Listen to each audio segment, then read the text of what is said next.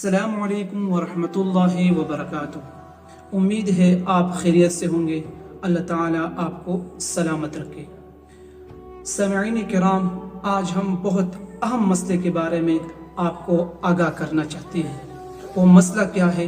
وہ یہ ہے کہ حالت جنابت میں، یعنی غسل کی حالت میں، اگر کوئی بندہ اپنی بیوی سے جماع کرتا ہے تو جماع کرنے کے بعد غسل سے پہلے یا آپ پر کسی اور وجہ سے غسل واجب ہوا تو حالت جنابت یعنی غسل کی حالت میں آیا بندہ کچھ کھا سکتا ہے، کچھ پی سکتا ہے، کچھ کہہ سکتا ہے؟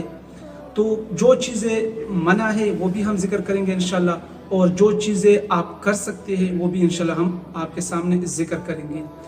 آپ سوچتے ہوں گے کہ یہ تو بہت آسان مسئلہ ہے، لیکن اگر اس مسئلے کو ایک پہلو سے دیکھا جائے تو بہت آسان ہے، لیکن اگر دوسرے پہلو سے دیکھا جائے ہمارے بہت سارے ایسے حضرات موجود ہیں جن کو ان جیسے آسان مسئلوں کے بارے میں بھی علم نہیں ہوتا، اور وہ شرم اور حیا کی وجہ سے ان جیسے بہت سارے مسائل سے ناواقف ہیں۔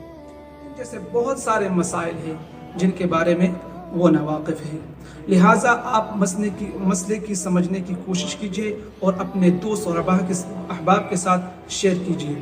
تو آپ کو یہ معلوم ہونا چاہیے کہ حالت جنابت یعنی غسل کی حالت میں، جنابت کی حالت میں نہانے سے پہلے آپ کھا بھی سکتے ہیں، آپ پی بھی سکتے ہیں، آپ اگر ذکر کرنا چاہیں سبحان اللہ والحمد للہ ان جیسے اور اذکار جو ہے آپ کر سکتے ہیں۔ اور جو چیزیں منع ہے ان میں سے سب سے پہلا، آپ نماز نہیں کر سکتے، آپ تلاوت قرآن نہیں کر سکتے، آپ مسجد میں داخل نہیں ہو سکتے۔ یہ جو میں نے بعض چیزیں آپ کو بتائی کہ آپ کھا بھی سکتے ہیں، پی بھی سکتے ہیں اور آپ ذکر بھی کر سکتے ہیں، یہ سب جواز کی صورت ہے۔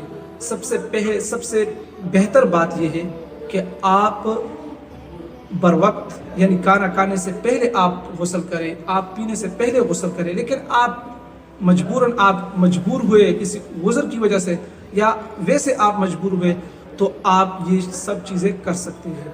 تو انشاءاللہ ان جیسے اور مسائل کے بارے میں ہم آپ کو وقتاً فوقتاً آگاہ کریں گے۔